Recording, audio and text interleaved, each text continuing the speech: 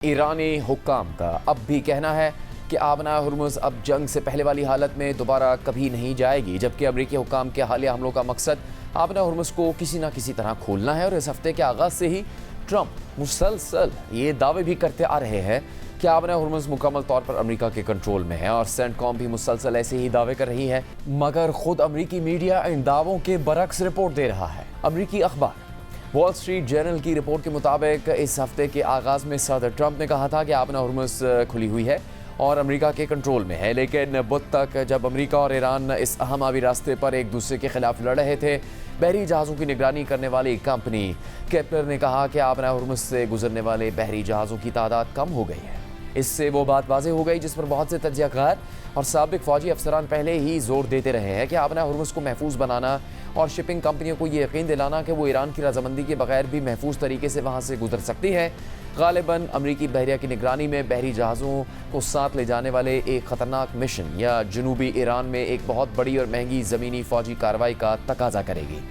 इन दोनों में से किसी भी सूरत में अमेरिका को बड़ी तादाद में अपने फ़ौजी तैनात करना पड़ेंगे। इसराइली डिफेंस इंटेलिजेंस के ईरान डिवीज़न के साबिक सरबरा डेनिस ट्रेनोविच के मुताबिक बात बिल्कुल सादा है। अगर सदर ट्रंप आबना हुर्मुज़ पर कंट्रोल हासिल करना चाहते हैं तो उन्हें खुद इस रास्ते पर कब्जा करना होगा, और इस वक्त उनके पास जितनी फ़ौजी ताकत है इससे वो अपने फ़ौजी या स्ट्रेटेजिक मकासद हासिल नहीं कर सकते। रिपोर्ट के मुताबिक मंगल की सुबह अमरीकी फ़ौज ने आबना हुर्मुज़ के करीब मौजूद जहाज़ों को रेडियो पर पैगाम दिया, और इस पैगाम की रिकॉर्डिंग के मुताबिक अमरीकी फ़ौज ने मरीन रेडियो पर कहा कि अमरीकी फोर्सेस बैनुल-अक़वामी कानून के मुताबिक बहरी जहाज़ों की आज़ादाना आमदोरफ्त बरकरार रखने और कानूनी तिजारती सरगर्मियों के तहफ़्फ़ुज़ के लिए तैयार है। आबना हुर्मुज़ का जनूबी रास्ता खुला हुआ है,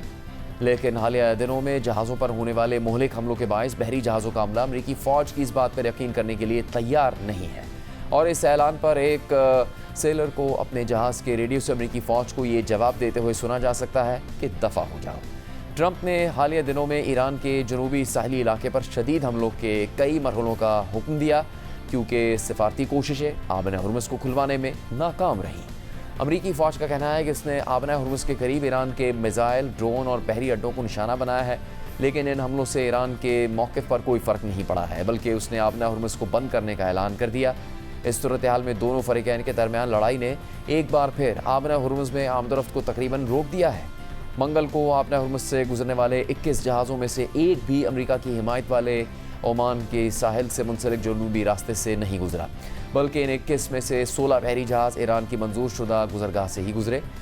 बाकी 5 ने दूसरे रास्ते इख्तियार किए या अपने ट्रांसपॉन्डर बंद रखे। इसके मुकाबले में गुज़श्ता हफ्ते रोज़ाना औसतन 30 जहाज़ आबना हुर्मुज़ से गुजरते थे, जो ईरानी और ओमानी रास्तों के दरमियान तकसीम होते थे। रिपोर्ट के मुताबिक इस तातुल को ख़त्म करने के लिए ट्रंप के पास ज़्यादा काबिल कबूल रास्ते मौजूद नहीं हैं।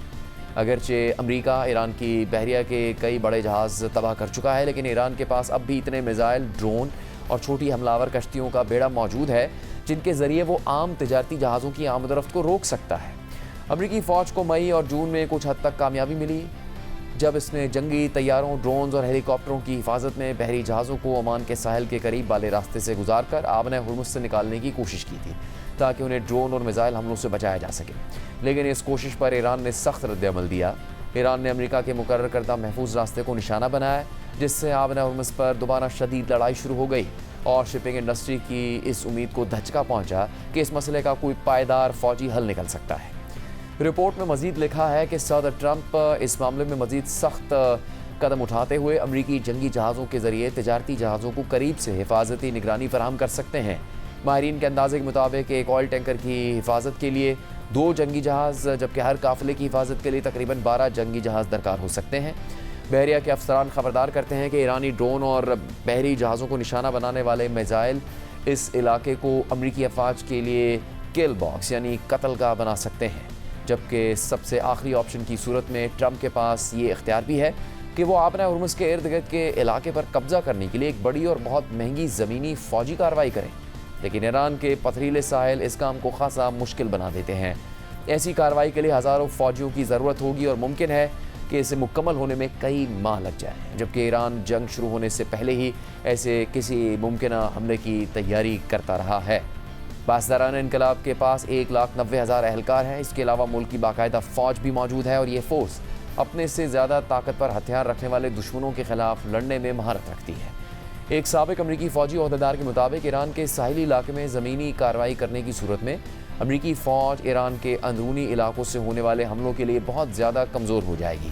رپورٹ کے مطابق ایک اور راستہ یہ ہو سکتا ہے کہ ایران کے بجلی گھروں، پلوں اور سڑکوں پر حملے کر کے فوجی دباؤ بڑھایا جائے۔ ٹرمپ نے جنگ کے دوران اور اس ہفتے بھی ایسے حملوں کی بارہا دھمکی دی ہے، لیکن ایسا کرنے سے یہ خطرہ ہوگا کہ ایران خلیجی ممالک کے انرجی انفراسٹرکچر پر جوابی حملے کرے گا، اور ایسے حملوں کے بعد بھی شاید ایران کی سخت گیر حکومت اپنا موقف تبدیل نہیں کرے گی، کیونکہ 20,000 سے زیادہ فضائی حملے اور ٹرمپ کی ابتدائی امن تجویز میں اربوں ڈالرز کی پابندیوں میں نرمی اور منجمد اثاث سے بحال کرنے کی پیشکش بھی ایران کو آبِ ہرمز پر اپنا کنٹرول چھوڑنے پر آمادہ نہیں کر سکی۔ بلومبرگ اکنامکس کی مشرق وسطیٰ کی ماہر دینا اسفندیاری کے مطابق ایران آبِ ہرمز پر اپنے کنٹرول کے دعوے سے پیچھے نہیں ہٹے گا، اور ان کا یہ خیال ہے کہ ٹرمپ کی بے چینی بڑھتی جا رہی ہے۔ اس صورتحال سے نکلنے کا کوئی راستہ نظر نہیں آتا۔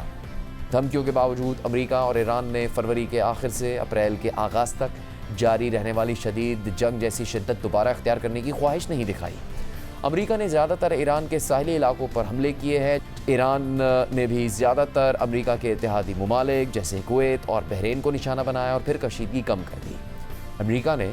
تہران یا ایران کے مرکزی علاقوں پر حملہ نہیں کیا، جبکہ ایران نے بھی زیادہ تر اسرائیل یا خلیجی ممالک کے انرجی انفراسٹرکچر پر حملوں سے گریز کیا۔ ٹرمپ نے کئی بار ایران کو شدید حملوں کی دھمکی دی، لیکن بعد میں وہ دوبارہ سفارتکاری کی طرف واپس آ گئے، جسے ٹرمپ اپنا پسندیدہ راستہ قرار دیتے ہیں۔ امریکی حکام کا کہنا ہے کہ ٹرمپ کے قریبی لوگوں میں بہت کم ایسے ہیں جو یہ سمجھتے ہوں کہ ٹرمپ دوبارہ مکمل جنگ چاہتے ہیں۔ رپورٹ کے مطابق اگرچہ ٹرمپ کو اس بارے میں بریفنگ دی جا چکی ہے کہ اگر لڑائی دوبارہ اسی شدت سے شروع ہوئی تو کیسی ہو سکتی ہے، تاہم اس بار حملوں کا سلسلہ پہلے کے مقابلے میں کہیں زیادہ طویل ہو گیا ہے۔ امریکہ پہلے سے زیادہ مقامات اور زیادہ تعداد میں اہداف کو نشانہ بنا رہا ہے۔ دوسری طرف ایران نے حال ہی میں متحدہ عرب امارات کے بحری جہازوں اور عمان میں موجود اہداف پر حملے کیے ہیں۔